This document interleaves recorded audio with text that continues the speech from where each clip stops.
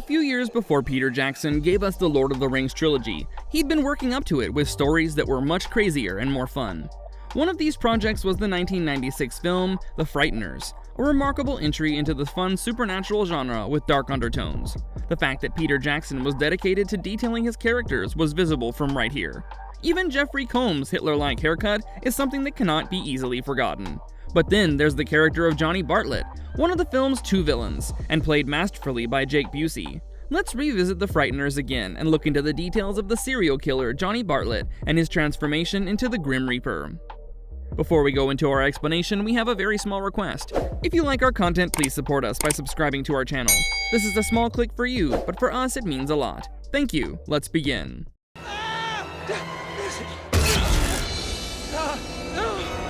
Smile for the body count. Who is Johnny Bartlett? In the chilling and offbeat world of The Frighteners, death isn't entirely the final part of the process, like we've known all our lives, and Johnny Bartlett is here to have some fun. Played with a manic glee by Jake Busey, the character doesn't come off like the other ghosts that we see in the movie, and instead becomes a mass murderer who becomes obsessed with the idea of returning from hell to beat his body count. Part psychopath and part nightmare, Bartlett becomes the perfect combination of frights and theatrics that perfectly echoes through the living and the dead. With the weird numbers that appear on the foreheads of the victims, Johnny was the one who, once upon a time, loomed over Fairwater and eventually ended up becoming someone who's still racking up kills from beyond the grave. But he's no boring old killer with a mask, because he has some style to his terror, and this time, he's taken the form of death itself, striking fear into the hearts of those who have already passed away. But that isn't even the scary bit about the character, played brilliantly by Jake Busey, because his motivation for the kills makes him even more haunting. It's not associated with revenge, but more like a competition with himself. He's driven by a sense of glory or achievement that some of the most infamous murderers in the world had. Bringing up his name and being associated with this long list is all that he wants. It takes things to such a level that even the afterlife becomes the victim of his madness.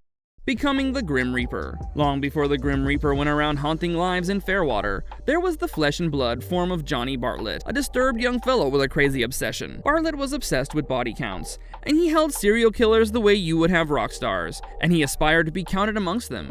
In 1963, his madness took a crazy turn when he acted upon his obsession while working as an orderly at a psychiatric hospital and turned things into a bloody reality. With his shotgun in hand and his willing girlfriend, Patricia Bradley, as an accomplice, Bartlett committed one of the most savage massacres in Fairwater's history. He prowled around the hospital halls and chapel, killing patients and staff, and he didn't stop there. He then went on to mark numbers onto the heads of his victims, counting each of his kills as if they were scores on a leaderboard. By the time he was done, 12 people had fallen victim to his acts, and right then, the authorities managed to cut things short. But while he was tried in the courtroom and put on death row, he wore his twisted smile, full of pride and accomplishment.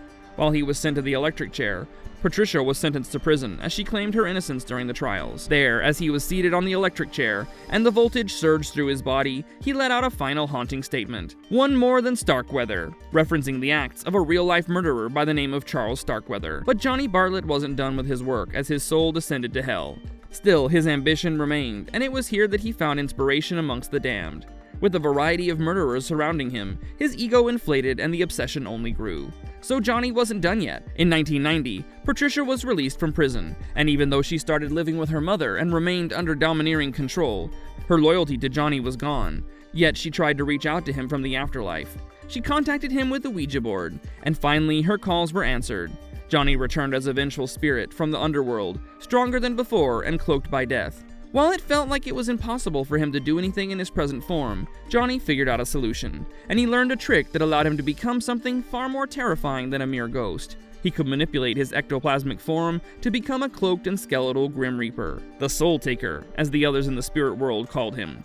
Using this disguise, Johnny could conduct his killing spree by squeezing his victims' organs remotely, and thus induce heart attacks or strokes, making for supernatural executions. Yes, Johnny didn't need a shotgun anymore, he could kill with a mere thought. His very first victim in this new murder spree would be Deborah Bannister, the wife of architect Frank Bannister, who passed away in a drunk driving accident that left Frank physically alive but emotionally broken. But the trauma of the event triggered something else in Frank, as he could now see the spirits around him, a strange gift that would change his fate. As the years followed, Bartlett's count steadily climbed, and with each death he became more powerful, thus granting him more speed and strength. Even though it would seem like the deaths were caused by unexplained health failures, the numbers carved into the foreheads of the victims would say otherwise, and thus, he became renowned as one of the greatest killers in history, from hell. Frank Bannister had taken up the role of a local psychic using his powers, but then there were a few cons here and there. Eventually, Bannister started noticing a pattern, and after discovering the ghost of one of Johnny's victims, Frank quickly became a witness to his murder. And as if that wasn't enough, during a dinner date, Frank saw the Grim Reaper snuff out a life in a restaurant restroom, and thus he realized that he was the only one who could do anything about it.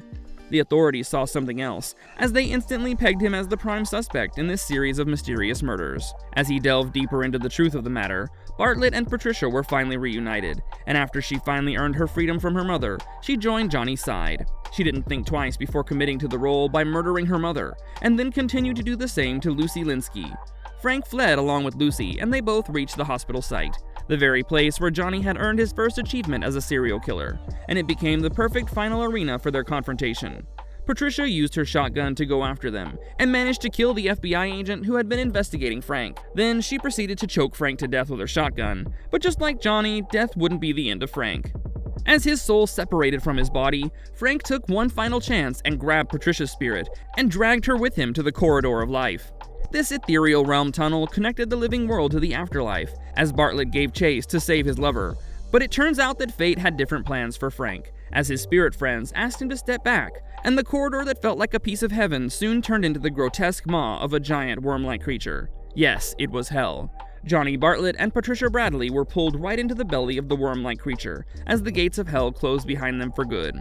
Thus ended the horrifying tale of Johnny Bartlett, unless some act of evil manages to bring him back and restart his murder spree once again.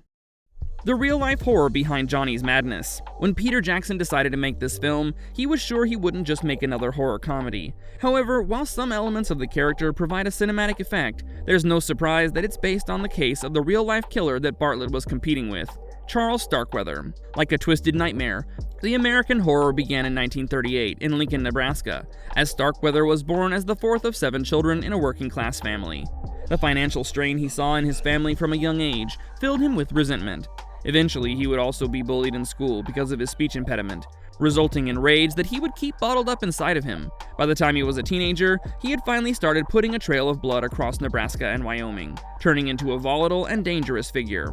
Around this time, he met his doomed romance, something that you might find quite similar to the case of Johnny Bartlett. At 18, Charles met a 13-year-old Carol Ann Fugit, and their relationship was rooted in obsession and power dynamics, something that would eventually turn into one of the most notorious teenage killing sprees in American history. While we saw how Johnny always romanticized his murder tally in his mind, the score that he was trying to keep as a means of surpassing the likes of other serial killers, but in the case of Charles and Carol, there was a morbid ambition at play, and in a period of 2 months, the two ended up murdering a total of 12 people that included Carol's own family, and some other people including 2 teenagers, a wealthy couple, and a traveling salesman. One of the starkest overlaps between the true story and the fictional killers from the movie is the fact that while Bartlett would be given the electric chair, and it would further solidify his role as the Grim Reaper and prolong his journey as a killer, the same was true for Charles, but in a completely different manner. Starkweather was also executed with electrocution at the Nebraska State Penitentiary. At the same time, he was just 20 years old. Yet his legacy was a significant part of American culture, with several books, films like Natural Born Killers, and even the Bruce Springsteen song Nebraska. Just like Bartlett, Starkweather's story refused to die. Even though Bartlett is made to appear like a monstrous being, he's far more human than we might have realized. And it's through this stark realism in his origins, Peter Jackson managed to transform a supernatural comedy into something a lot more memorable. Johnny Bartlett and his Cheshire Grin are the reimagination of Charles Starkweather through the lens of genre filmmaking. The fierce personality of Bartlett. Johnny Bartlett embodies every aspect of the twisted and theatrical personality that can be shaped by murder and obsession. Johnny embodied the Grim Reaper, cloaked in darkness and armed with a scythe, a complete embodiment of evil. It actually mirrors the very sadistic delight in death, emphasizing his identity, something that seems to be intertwined with that of a killer. Some things are quite clearly visible in the case here, since he was a perfect blend of showmanship and toxicity. There's a lack of contentment with just killing his victims. He has to turn it into a sport, to see his victims as mere tallies, often boasting about the body count and establishing himself amongst the murderers with higher stats in history. Yes, the gamification of death makes him far more chilling than one could have ever imagined, and yet it's far more terrifying to see him go through it with such gleeful competitiveness. His smug, happy cruelty places him alongside cinematic villains like Judge Doom from Who Framed Roger Rabbit and Biff Tannen from Back to the Future, characters defined by their exaggerated bullying menace and lack of moral restraint. But through all that, the stark contrast in him comes through his one true emotional anchor, his love for Patricia. Even when confronted by the ghost hunter Frank Bannister, he prioritized saving Patricia over continuing his killing spree. It's a rare sign of sincerity deep in an otherwise monstrous soul. Fun fact, the burn spot on his head, visible on his spirit, is none other than the marks that were left during his execution in the electric chair. Death is just the beginning. Powers from beyond the grave. As we said before, Bartlett stands as a mere portal, a chilling serial killer, but still a human. There were a lot of important aspects of his personality early in his life, including his charisma, manipulation, and relentless thirst for murder that would play an essential role in determining what becomes of him in the afterlife. Death did not mark the end of his reign of terror, and it was here in this state that he would return as a far more formidable figure from beyond the grave. Bartlett shed his human appearance and reshaped himself into the very embodiment of death, the Grim Reaper, and using the spectral form of a black shadow, which almost had primal movements, he embarked on a journey to continue his murderous spree. One would think he would haunt humans, but his presence equally haunted the spirits. In his Reaper form, Johnny had his scythe that he used with deadly precision, and it was not just for show, but it could actually slash through spirits and humans, making him into a Reaper for both sides of life and death. His gruesome method of killing didn't leave a single piece of evidence on the victim's body, apart from the number on their forehead, the only thing that connected his string of murders. In his death, Bartlett had become a more dangerous entity, a predator who couldn't be seen or touched by any conventional means. In death, Bartlett had transcended every human aspect and turned into a mythic figure with a twisted will to keep the body count up more than ever. Marvelous verdict. There were rumors of a series expansion of the Frighteners, but the plans were held back due to a lack of copyrights to continue with the expansion. Even if it does make a future adaptation, there's no wonder about getting a chance to revisit this character again, or maybe his love once again attempting to resurrect him while they both burned in hell for years. If they do, then Frank should be better ready, because the Grim Reaper might be a lot more hostile this time. If you liked our content, don't forget to leave a like and subscribe to us if you haven't already. Have a good one and be safe. Thanks everyone.